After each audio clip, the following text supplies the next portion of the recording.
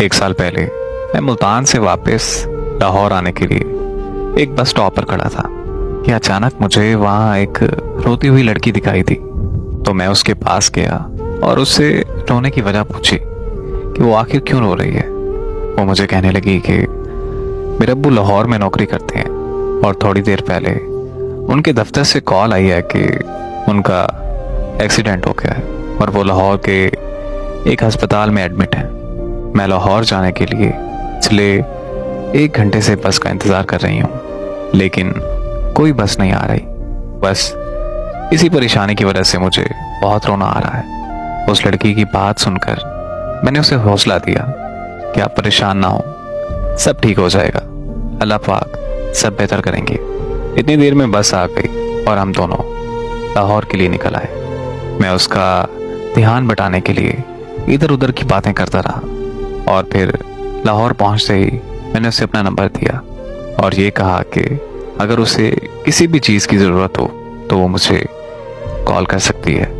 फिर वो अस्पताल चली गई और मैं अपने घर आ गया।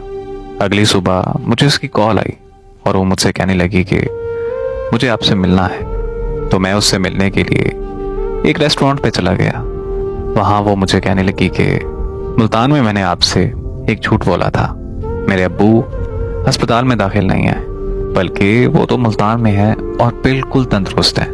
मैं तो अपने घर से भागकर उस लड़के से शादी करने के लिए लाहौर आई हूँ, जिससे मैं शदीद मोहब्बत करती हूँ। लेकिन उस लड़के ने मुझसे शादी करने से इनकार कर दिया है। मुझे उस लड़की की कहानी सुनकर बहुत दुख हुआ।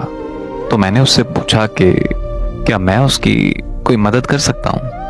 उसने कहा कि मैं यहाँ किसी को नहीं जानती और अभी अपने घर वापस भी नहीं जा सकती, तो क्या तुम मुझे कुछ दिन के लिए अपने घर रख सकते हो। मुझे उसकी हालत देखकर उस पर बहुत तरस आया, लेकिन मैं उसे अपने घर नहीं लेके जा सकता था क्योंकि मेरी फैमिली उसको घर रखने के लिए कभी तैयार ना होती। इसीलिए मैंने उसे साफ साफ इनकार कर दिया। मेरा इनकार सुनते ही वो वहाँ से रोती हुई चली गई। मैं घर वापस आया तो बहुत परेशान था। अम्मी ने मुझसे परेशानी की वजह पूछी तो मैंने अम्मी को सारी बात बताई। तो मेरी अम्मी ने कहा कि जाओ और उसे घर ले आओ। और इस तरह मैं उसे अपने घर ले आया और कुछ दिनों के लिए वो हमारी फैमिली का हिस्सा बन गई और मुझे उससे बहुत प्यार हो गया।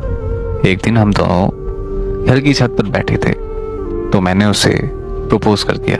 वो लड़की बहुत खुश हुई और मुझे कहने लगी कि